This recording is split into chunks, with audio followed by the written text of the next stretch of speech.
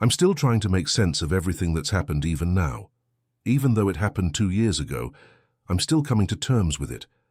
At the time, I was 54 years old, and I was living in Sydney, where I'd spent most of my adult life, just going through the motions and doing whatever it is that I was doing. I'd been divorced for quite a long time at that point, wasn't looking for anyone, and I wasn't looking for anything in particular. I was just focused on making it to retirement without completely losing my mind. I worked in logistics management for a shipping company, the same company for 28 years, and I was tired. Tired of the routine, tired of the cold, tired of feeling invisible. I had some money saved up, not a fortune, but enough to make me think that maybe, just maybe, I could have something different, something better. I never thought that within 3 years of meeting someone, I'd be trapped in a country where everything I owned was in someone else's name, where my ability to stay depended entirely on a woman who'd turned into a stranger, and where I'd lost nearly everything I'd worked for my entire life. I was 51 when I first started thinking seriously about leaving Australia. I'd spent decades in Sydney just working, paying bills, existing, really. I felt like I was pretty boring, really. My marriage had ended 8 years earlier. We got married in the late 90s. We went on to have 2 kids. It was fine for a while, normal I suppose, but we grew apart. She wanted more than I could give her emotionally, and I was always at work trying to provide financially. By the time 2016 came around, it was over. She got the house in the settlement. I got an apartment and what was left of my super. I had $287,000 saved up when I started thinking about the Philippines. It wasn't a fortune, but I felt optimistic about the future. I'd worked for the same shipping company since I was 23, moved up to management, and I'd been putting money away consistently. I'd sold some shares my father left me, which gave me an extra $45,000, and my superannuation was sitting at $242,000. I could access it at 55 if I wanted to retire early. After the divorce, dating in Sydney felt impossible. I tried a few times, went on some apps, but women my age either had their lives completely sorted and didn't need anyone, or they were looking for someone more exciting than a middle-aged logistics manager. I felt invisible. I'd go to bars occasionally with mates from work, and I'd see younger couples, groups of friends, everyone laughing and connected, and I'd just feel like I was watching life happen to other people. I'd heard people talk about the Philippines, how the cost of living was lower, how life could be easier, and how a man could start fresh. Honestly, I let myself believe it, because I wanted something like that to be true so badly. A mate of mine, Trevor, had been going to Manila for years, sometimes for work, sometimes just for holidays, and he'd come back with stories about how far money went, how friendly people were, how a man could feel appreciated again. By the time I turned 54, I started thinking, why was I even staying here? I could retire early, take the superannuation penalty, and still have enough to live comfortably in Southeast Asia for decades. I could have a nice place, maybe even a girlfriend, who actually wanted to spend time with me, and I could be respected for once. That's all I wanted, really. To feel like I mattered. I joined a dating site specifically for Filipino women looking for foreign partners. I can't remember the exact name of it now, something like Filipina Cupid or Love Me or one of those. But it was clear that there were more women on there than men, and it was quite interesting to receive messages from girls in their early 20s saying they wanted a serious relationship with someone just like me. I'll be honest, I got it. I understood what the game was. These women came from poor backgrounds and needed financial support. They wanted a better life, and they saw foreign men as a way to get it. But I wanted a better life as well. And by being with someone like that, I thought we could both get what we needed. It seemed fair. Before long, I started talking to one girl who was from Cebu. Her name was Marilyn. She was only 23 years old, but it was as if she completely looked past my age and appearance and looked at who I was inside as a person. Or at least, that's what I thought at the time. She worked as a travel agent in Cebu City, booking tours and accommodations for tourists. She seemed educated, spoke perfect English, and she had this way of making me feel interesting when I talked about my life in Sydney. We'd chat for hours, on the app, then move to WhatsApp, then video calls every night. She'd tell me about her day, about difficult customers, about her family in the province. She had a younger brother still in school, and a mother who worked in a sari store. Her father had passed away when she was 16. After about 3 weeks of daily conversations, she said she wanted to meet me in person. She said she could feel that we had a real connection, something genuine, and she wanted to see if it was as strong in person as it felt online. I was nervous, honestly, but also excited in a way I hadn't felt in years. It only took me 4 days to book a flight and decide to go see her. I landed in Cebu in March 2021, right after the worst of the COVID restrictions had eased up. She picked me up from the airport herself, which I thought was incredibly sweet. She was wearing a simple yellow dress, her hair pulled back, and she smiled at me like I was someone important. That feeling, that moment of being wanted, it hooked me immediately. When I called my daughter back in Sydney and told her that I'd met someone, and she's actually younger than you, I could hear her sigh as if to say, "Here we go, Dad." She asked me if I was sure I knew what I was doing, if I'd thought it through, if I was being careful. I told her I was fine, that I wasn't an idiot, that I knew what I was doing, but honestly, her concern should have made me pause. It didn't. I'll admit there was an age gap. When we met, I was 51 and she was 23. That's 28 years. I knew how it looked. But she said she didn't care about age. She said that age was just a number, that what mattered was how someone treated you, how they made you feel. In a way, I felt like she was the more experienced of the two of us when it came to relationships.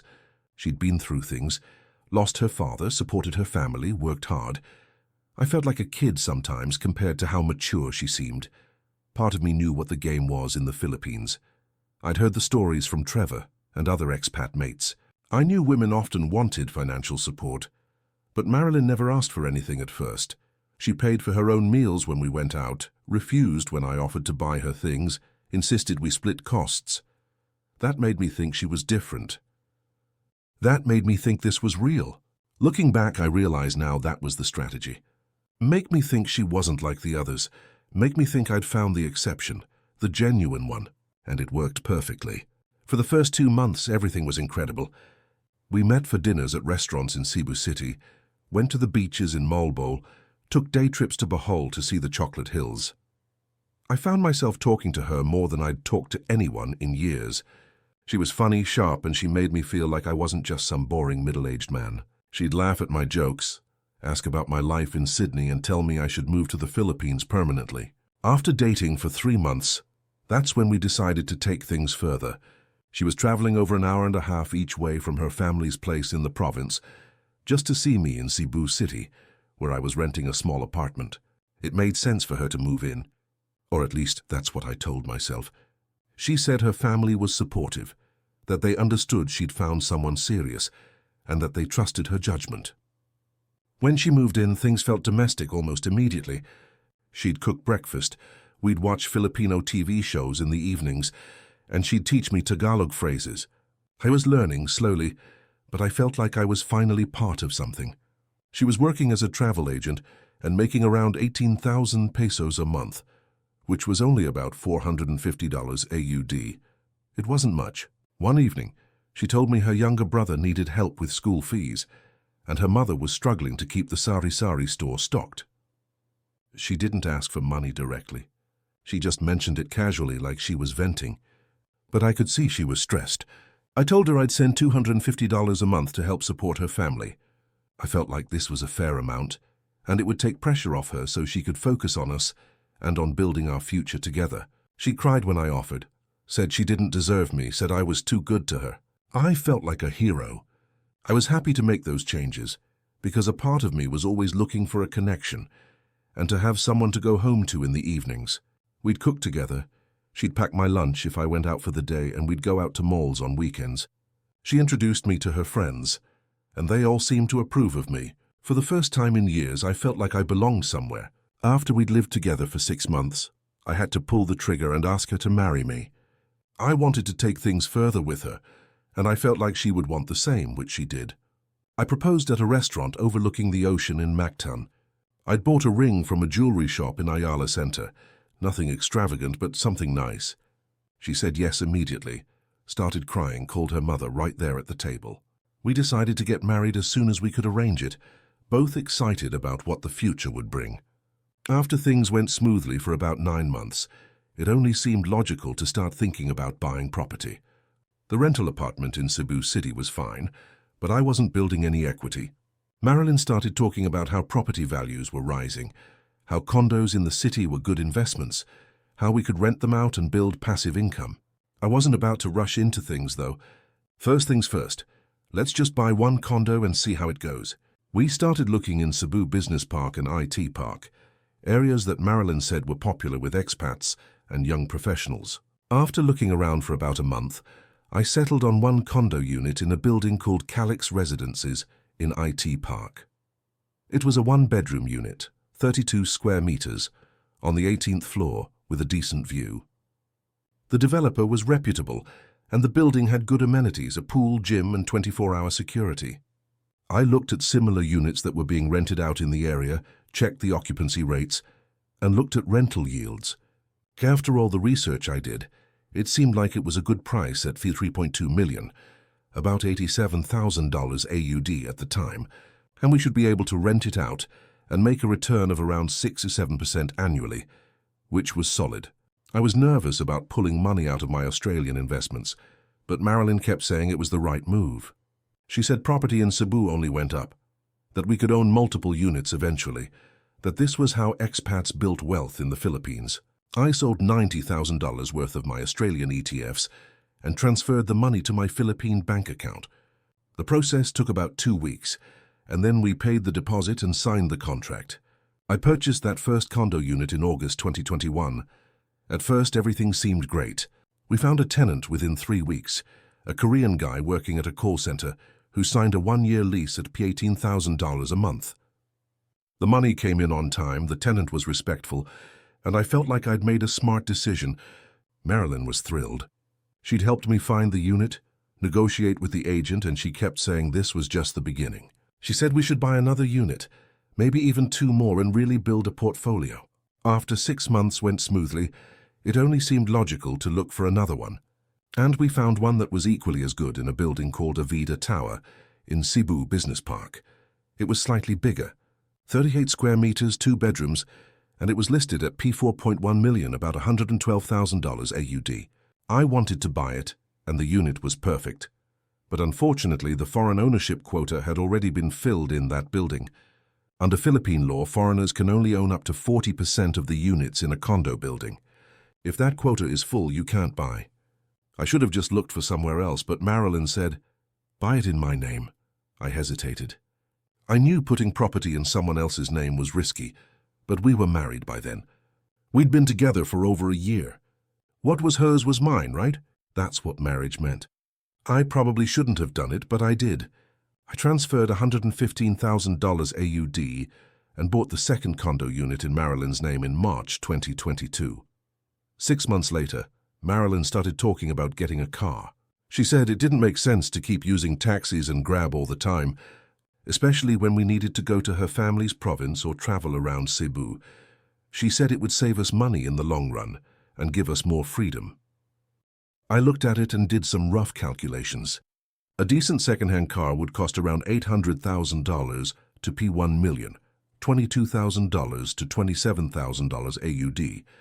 It wasn't cheap, but it also wasn't crazy money. And honestly, having a car would be convenient. The thing was, the more I thought about it, the more it did seem to make sense, especially for visiting her family. I sold another $28,000 AUD worth of my Australian shares, and we bought a 2019 Toyota Vios for $850,000. Of course, the car had to be in Marilyn's name because I was on a tourist visa at the time, and foreigners couldn't register vehicles easily without permanent residency. At first, having the car was great. We'd drive down to her family's place in the province on weekends, go to beaches, and it felt like freedom. But I started noticing the expenses adding up: fuel, maintenance, insurance, parking fees. It was costing me an extra $300 to $400 a month that I hadn't fully budgeted for. Then, about 8 months after we got the car, Marilyn's mother got sick.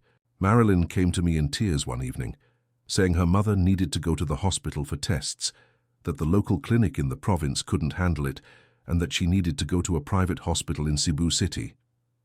She said it would cost around $150,000, $4,100 AUD for the tests and treatment. I asked if they had PhilHealth or any insurance. Marilyn said yes, but it wouldn't cover everything, and the public hospitals had long waiting lists. Her mother needed treatment immediately. I regretted agreeing, but I transferred the money. What else could I do? Let her mother suffer? I told myself it was a one-time emergency. But lo and behold, 3 months later, and the family needed more money. This time it was for her brother's college tuition. Then it was for repairs to their house after a typhoon. Then it was for her cousin's wedding that Marilyn absolutely had to attend and needed a new dress and travel money for. Every time she'd come to me with a reason that sounded reasonable in the moment, and every time I'd tell myself I was going to say no, but then she'd get emotional, or she'd say her family was counting on her, or she'd imply that if I really loved her, I'd help. It wasn't that I couldn't afford it at the time. It was just that I thought we were in a genuine relationship, and that she loved me, and if she did, she wouldn't keep asking for it. But the requests never stopped. Before we were married, Marilyn never asked for anything from me. She was happy and content just being able to spend time together, go for walks, cook meals. But after we were married, I could feel like she was more comfortable, but not comfortable in a positive way, comfortable in a negative way. Like she knew I wasn't going anywhere, so she could ask for more. By mid-2023, I'd already spent close to another $15,000 AUD on her family's various emergencies, on top of the $250 a month I was sending regularly. We lived in Cebu City, in a rented condo in Mabolo, while our investment properties were being rented out. My daily routine was fairly relaxed. I'd wake up, have breakfast, maybe go to the gym in our building, and then spend the day exploring the city or just relaxing. I wasn't working anymore. I'd taken early retirement from my job in Sydney and was living off my savings and the rental income from the 2 condos. Marilyn was still working at the travel agency, though her hours were inconsistent. Sometimes she'd be home by 3 p.m. Other times she'd say she had to work late because of a big booking or a difficult client. Cebu City itself was busy, crowded, and chaotic compared to Sydney, but I was starting to enjoy it. The food was cheap, the weather was warm, and people were generally friendly. When we went to Marilyn's family's province, which was about 2 hours south of the city, things were completely different. It was quiet, rural, and slow-paced. Her family lived in a small concrete house with a tin roof, chickens running around outside, and neighbors who'd wave and smile whenever we visited. I tried to integrate. I learned some basic Tagalog phrases, though I was terrible at it. I'd say salamat and kumusta, and people would smile politely and respond in English. I got to know a few expats at a bar in Mabolo called the Pyramid, mostly Australians and Americans in similar situations to me. We'd drink San Miguel, complain about the heat, and share stories about our Filipina girlfriends or wives. One thing I noticed very quickly being in the Philippines was how cheap everything was compared to Australia.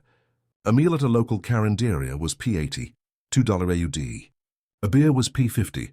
Rent was a fraction of what I paid in Sydney. I thought I could live like a king on my savings, but underneath, I already knew I was caught in something I just couldn't pull myself out of. The money was disappearing faster than I'd planned. Every month there was something new. A family emergency, a household expense, something broken that needed replacing. And Marilyn's behavior was changing. She was less affectionate, more distant, and she spent more time on her phone. By mid-2023, I'd already spent close to $235,000 AUD since moving to the Philippines. I had maybe $95,000 AUD remaining in my accounts, plus the 2 condos that were rented out, bringing in about $36,000 a month combined, $1,000 AUD, and the car which wasn't producing any income. I'd told myself initially that $2,500 AUD a month would be enough to live comfortably. But within a year of being married to Marilyn, it was closer to $4,000 to $4,500 AUD, and no matter how many times I looked at the figures, I couldn't explain where it was all going. It was expenses that just kept creeping up. Marilyn's personal spending on beauty treatments, nails, hair, new clothes, probably $15,000 a month, $400 AUD family, requests that had escalated from $250 a month to $600, sometimes $800 a month. Our own lifestyle, eating out more, weekend trips, shopping at Ayala or SM Mall's property maintenance. One of the condos had aircon issues. The other needed repainting, and just general day-to-day costs that added up faster than I expected. One evening in July 2023, I sat Marilyn down at our kitchen table and told her it couldn't go on like this. I showed her my bank statements, explained that the budget was $2,500 a month maximum, and there was no more flexibility. I tried to make it sound firm but fair. I told her that if we wanted to have any kind of future together, we had to stick to it. She nodded quietly, didn't argue, but I could tell she wasn't happy. Her lips were pressed together, her arms crossed. She said, "Okay, Philip, I understand." But I knew from the tone of her voice that she didn't actually agree. Every request after that turned into an argument. Every peso I questioned, and I found myself second-guessing whether I was the one being unreasonable. She'd say things like, "My family is struggling and you don't care," or "You're rich and you act like 5,000 is so much money," and I'd feel guilty. I'd end up giving in just to stop the fighting. Things really did change after we got married, in a way I wasn't expecting. Before we got married, Marilyn was always available. She'd answer my calls immediately, reply to messages within minutes, and she was physically affectionate, always holding my hand, kissing me, sitting close to me on the couch. After we got married, especially by late 2023, she became distant. She'd spend hours on her phone, scrolling through Facebook or messaging people. When I asked who she was talking to, she'd say, "Just friends or my cousins," in a tone that made it clear she didn't want me to ask more questions. She started going out more without me. She'd say she was meeting friends from work or visiting family, and she'd be gone for the whole day. At first, I didn't think much of it, but then I noticed a pattern. Whenever she went to visit her family in the province by herself, she was very difficult to contact. We'd always had an agreement that if one of us called, the other had to pick up immediately. It was a trust thing. But when she was in the province, she'd miss my calls for hours. When she finally called back, she'd have excuses. I was with my mom at the market and left my phone at home. The battery died and I couldn't find a charger. There's no signal in that area. I was helping my brother with something and didn't hear it ring. The first time it happened, I believed her. The second time, I was annoyed but let it go. The third time, I was sure there was something she was hiding from me. One weekend in November 2023, she said she was going to the province to help her mother with something. She left Friday morning and said she'd be back Sunday evening. I tried calling her Saturday afternoon, and the phone rang and rang with no answer. I called again an hour later, same thing. I sent messages on WhatsApp. They showed as delivered but not read. Finally, around 9 p.m., she called me back. I asked where she'd been. She said, "Oh, I was at my cousin's house and there's no signal there." I asked why her WhatsApp showed the messages as delivered if there was no signal. She got defensive, said I was being paranoid, said I didn't trust her. I tried to let it go, but I couldn't shake the feeling. I told her we'd agreed to always answer each other's calls, and she'd broken that agreement multiple times now. She rolled her eyes and said, "You're being controlling, Philip." At this point, I was definitely sure there was something going on that she wasn't telling me. I wasn't looking at her the same way anymore. The trust was broken. Every time she went out, I'd wonder where she really was. Every time she was on her phone, I'd wonder who she was talking to. So I felt like a fool for believing everything had been real. I was quite friendly with one expat named Martin, who was in a similar situation. He'd been in the Philippines for 5 years, married to a woman from Bohol, and he'd bought a house and a car all in her name. When I told him I'd put my second condo and the car in Marilyn's name, I remember him just shaking his head and saying, "Mate, you're asking for trouble. Never put anything in their name. Doesn't matter if you're married." I just didn't want to hear it at the time, though. I thought Marilyn was different. By the time December 2023 rolled around, my savings were down to about $78,000 AUD. I knew I couldn't keep living the way we were anymore. My rental income wasn't enough to cover our expenses, and I was burning through my remaining capital. I had to do something, but I didn't know what. I tried to sit Marilyn down again and talk seriously about our finances, about her behavior, about the distance between us. But she didn't want to hear it. She'd shut down or she'd turn it around on me, saying I was cheap, that I'd changed, that I wasn't the same generous man she'd fallen in love with. So I started to realize that I'd been played from the very beginning, but I was in too deep. Everything was in her name. If I tried to leave, I'd lose the condos, the car, everything. I was trapped. In January 2024, Marilyn told me she needed to go to the province again for her brother's graduation. She said she'd be gone for 3 days. I didn't believe her, but I also didn't have proof. So I decided I needed to know the truth, whatever it was. So I told her I'd drive her to the bus terminal. She seemed surprised but agreed. On the day she left, I dropped her off, watched her get on a bus heading south, and then I went home. But I couldn't let it go. That afternoon, I decided to drive to the province myself. It was about a 2-hour drive. I knew where her family lived. I'd been there dozens of times. I arrived around 5 p.m. and parked on the main road near the turnoff to their barangay. I waited. About 30 minutes later, I saw Marilyn walking down the road. But she wasn't alone. There was a man walking beside her, a younger Filipino guy, maybe late 20s. They were talking and laughing, and then he put his arm around her waist. She leaned into him. They stopped near a sari-sari store, and he bought her a drink. They sat on a bench outside, and he kissed her. Not a quick kiss, a long, intimate kiss. I felt sick. My hands were shaking. I didn't know whether to get out of the car and confront them or just drive away. I sat there frozen for what felt like forever, but was probably only a minute or two. Then I got out. I walked toward them. When Marilyn saw me, the look on her face was pure terror. She jumped up, pushed the guy away, and started stammering.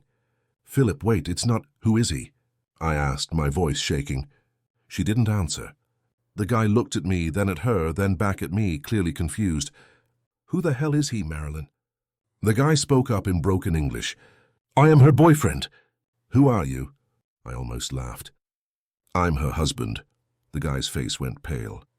He looked at Marilyn, said something in rapid Tagalog, and she responded just as quickly. I didn't understand what they were saying, but I understood enough from their body language. He didn't know she was married. Or maybe he did and didn't care. Either way, it didn't matter. Marilyn started crying, begging me to listen, trying to grab my arm. I pulled away. "How long?" I asked. She didn't answer. "How long, Marilyn?" 2 years, she finally whispered. 2 years. We'd only been married for 2.5 years. That meant she'd been seeing him almost the entire time we'd been together. Maybe even before we got married. I asked her if he was the reason she'd been so distant. She nodded, tears streaming down her face. I asked if she'd used any of the money I'd given her family to help him. She hesitated, then nodded again. That was it. I turned and walked back to the car. She followed, still crying, still trying to explain. I got in, locked the doors, and drove away. In my rearview mirror, I could see her standing in the middle of the road watching me leave. Section 4.2. The Financial Devastation. I drove straight back to Cebu, barely seeing the road through my anger and shock. When I got back to our condo, I sat down at the kitchen table and did the math. Opening amount. I had started with $332,000 AUD when I first moved to the Philippines and met Marilyn. That included $287,000 in savings and super, plus the $45,000 from selling my father's shares. Itemized losses: first condo, Calix Residences, IT Park, $87,000 AUD second condo, Avida Tower, Cebu Business Park in her name, $115,000 AUD, Toyota Vios 2019 in her name, $28,000 AUD monthly family support, $250,800 months, approximately $16,000 AUD. Emergency requests, hospital, tuition, house repairs, etc. $15,000 AUD general living expenses above budget. Approximately $45,000 AUD. Total spent $306,000 AUD. Remaining savings left $26,000 AUD. Property owned: 1 condo, first one in my name, worth about $87,000 AUD, but difficult to sell quickly. 1 condo in her name, $13,000 AUD, completely inaccessible to me car in her name, $28,000 AUD, completely inaccessible to me income. Rental income from 1 condo, P18,000 month, 490 AUD month. When the properties could eventually be sold, after all the fees and penalties, I'd maybe get back $75,000 from the one in my name if I was lucky. But the second condo and the car, those were hers legally. I had no claim. I'd lost approximately $230,000 AUD in real terms. I'd spent 2.5 years of my life building what I thought was a future with someone, and I'd been funding her double life the entire time. The family emergencies, the requests for help, how much of that had been real? How much had gone to him? The fact that she'd been seeing someone else, lying to me for 2 years, and using my money to fund her real life instead of just being honest with me from the beginning. If she'd done that, I probably would have still helped her to some degree. But she went behind my back and basically stole my money for 2 years. Everything I'd paid for was in her name. House, land, none. But the second condo worth $115,000 AUD. Car worth $28,000 AUD. Total value she kept, $143,000 AUD. I had no claim over any of it, other than the fact it belonged to my wife. But did I really want her to be my wife now after what I'd seen? That first night after I found out, I stayed in a cheap hotel near the airport. I didn't want to go back to the condo we shared. I couldn't bear the thought of seeing her face, hearing her excuses, or worse, believing them. She called and texted constantly. At first, she was apologetic, crying, begging me to come home so we could talk. Then when I didn't respond, she got angry. She sent me messages saying I was overreacting, that it wasn't that serious, that she still cared about me. When that didn't work, she tried guilt. She said her family would be devastated, that I was abandoning her, that I'd ruined her reputation by leaving her. I blocked her number after the first 48 hours, but then reality started to set in. I was in the Philippines on a tourist visa that I'd been extending every 60 days. To stay long-term, I needed either a retirement visa, which required proof of income I wasn't sure I still had, or I needed to be married to a Filipino citizen, which meant staying married to Marilyn. If I divorced her, I'd lose my legal basis to stay in the country long-term. And if I left the Philippines entirely, I'd have to abandon the condo that was in my name or try to sell it from overseas, which would be a nightmare. But more than that, I realized, she controlled my visa status. If she wanted to, she could make my life hell. She could refuse to cooperate with visa renewals. She could claim abandonment or abuse and make it difficult for me to stay. She had leverage and she knew it. After a week of staying in hotels, I went back to the condo to get my things. She was there. She tried to hug me, then started yelling when I pulled away. I told her calmly that it was over, that I wanted a separation, and that I'd figure out the legal details. She laughed bitterly. Legal details? Philip, everything is in my name. The condo, the car, you have nothing. I knew she was right. But I told her I'd take the loss. I just wanted out. She softened then, realizing I was serious. She tried one more time to convince me to stay, saying she'd end things with the other guy, that she'd change, that we could start over. But I couldn't look at her the same way. The trust was gone. I moved out permanently at the end of January 2024. I found a cheap studio apartment in Lahug and started trying to figure out what to do next. I didn't go back to Australia immediately. I couldn't afford to. The flights were expensive, and I didn't have anywhere to go. I'd sold my apartment before moving to the Philippines, and my kids were busy with their own lives. I didn't want to show up and admit I'd lost everything. So I stayed in Cebu. I rented a small studio for $12,000 a month, $320 AUD. Lived off my rental income from the one condo I still owned and tried to rebuild. My new reality was harsh. Living situation. A 25 square meter studio with no aircon, just a fan, in a building with questionable plumbing. Financial situation, $26,000 AUD in savings, plus P18,000 month, 490 AUD, in rental income work situation. I was 56 years old and couldn't work legally in the Philippines without an employment visa. Social situation, isolated, ashamed, and angry I couldn't live on P18,000 a month. Even in a cheap place, I needed at least P30,000 to cover rent, food, utilities, and basic expenses. That meant I was slowly burning through the last of my savings. The anger never left me. The bitterness stayed in everything I did. I'd see couples walking around the malls, happy and in love, and I'd feel sick. I'd see expats in bars with young Filipinas, and I'd want to warn them, but I also knew they wouldn't listen. Just like I didn't.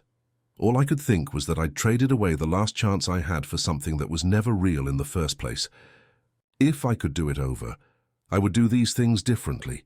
Never put property in someone else's name, no matter how much you trust them. No matter if you're married, keep everything in your name or don't buy it at all. Set firm financial boundaries from the start. Decide exactly how much you're willing to support someone and their family. Make it clear and stick to it. Don't let guilt or emotions make you break your own rules. Listen when family and friends warn you. If people who care about you are concerned, there's usually a reason. Don't dismiss them just because you want to believe everything is fine. Don't ignore red flags, behavioral changes, inconsistent stories, reluctance to answer calls. These aren't just quirks. They're warnings. Keep emergency money separate. Have an account she doesn't know about. Money that's untouchable so you're never completely trapped. I'm older now. I'm 56, living in a studio apartment in Cebu with barely enough to survive on. I wouldn't wish this situation on anyone. I do know now that my wife, she's still my wife on paper, has apparently tried to start some kind of online business selling clothes, but from what I've heard through mutual acquaintances, it's not going well. The second condo we bought, the one in her name, is sitting empty because she can't afford the association dues. The car broke down and she can't afford to fix it. She would have been in a lot better position if she'd just been honest with me from the start, if we'd actually been partners. But she wasn't, and now we're both worse off. I'm currently still living in Cebu, in that same small studio in Lahug. I've been here for almost a year now. The place is nothing special, small, hot, and the neighbors are loud, but it's affordable and it's mine for now. My current finances, savings $19,000 AUD, down from $26,000 when I first separated from Marilyn. Monthly income $18,490 AUD. From renting out the one condo. I still own property owned. One condo in IT Park, valued at approximately $3.2 million, $87,000 AUD debt. None. Thankfully, Australian pension. I can start accessing age pension from Australia when I turn 67, but that's 11 years away. I started with $332,000 AUD, which could have given me about $1,100 per month indefinitely if I'd just invested it properly and lived modestly. But I don't think you can look back at things and wonder too hard what would have been if I did things differently. It'll drive you insane. My daily life now is quiet. I wake up, make instant coffee, and spend a lot of time just walking around the city.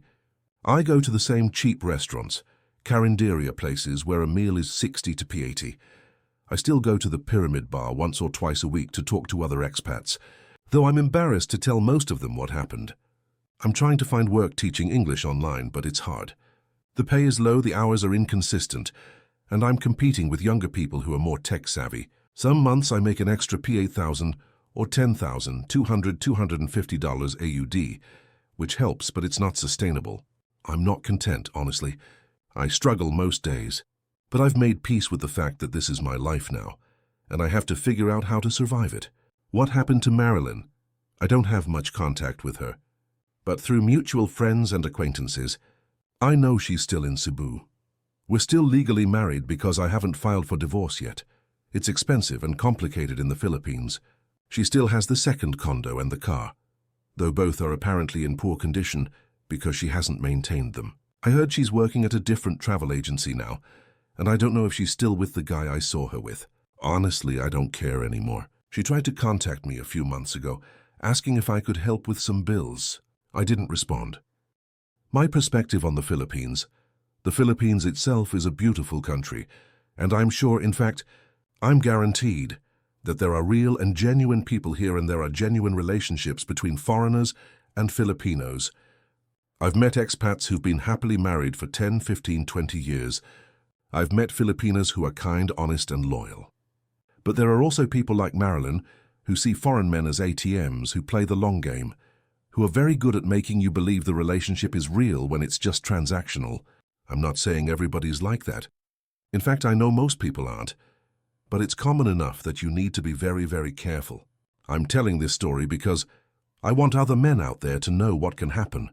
How easy it is to lose so much money, so much time, and so much of yourself when you think with your heart instead of your head. I didn't think I was naive. I was a grown man in my 50s, I'd been married before, raised kids, managed people at work. I thought I knew better, but I got played right from the start, just as easily as anyone else. Here are the red flags I ignored that you shouldn't. She pushed for property and assets to be in her name because of legal restrictions, but there are always workarounds. If she's not willing to work with you to protect your interests, that's a red flag. Her behavior changed dramatically after marriage. Before marriage, she was sweet, never asked for anything. After marriage, the requests never stopped, and she became distant. She was difficult to contact when she was away from me, always with excuses about why she couldn't answer calls. That's a massive red flag. If you see any of these signs, walk away, or at the very least, protect your money. Don't put anything in her name. Don't fund family emergencies without proof. And most importantly, don't ignore your gut feeling when something feels wrong. 2.5 years ago, I thought I was building a future in the Philippines. I thought I'd found someone who loved me, who wanted to build a life together. 2.5 years later, I'm living in a studio apartment with barely enough money to survive, legally tied to a woman who betrayed me and trapped in a country where I have no real security. I've seen so many men since 2021 come to the Philippines with all the best intentions in the world, fall in love with a beautiful young woman, spend everything they have trying to make her happy, and they're the ones who have to pick up the pieces when it all falls apart. The fact that I still have some rental income and didn't lose absolutely everything compared to other expats I've met who lost their homes, their savings, and their mental health, that's got to be good enough for me. The Philippines was the country that I always thought would give me a fresh start. It was a country I wanted to retire in peacefully, and I thought I'd found someone to share that life with. I quickly realized that nothing was as it seemed. Even after all that happened, Marilyn would have been much better off if she'd just been honest with me. If she'd told me from the beginning, I need help supporting my family, I need security for my future, I would have worked something out. But she lied, she cheated, and now she has assets she can't maintain and a reputation in the expat community that's probably ruined. I thought I was trapped by love, but really I was trapped by paperwork, by property I couldn't access, and by a visa system that made me dependent on someone who didn't care about me. Just make better decisions if you want to do the same. You have been warned.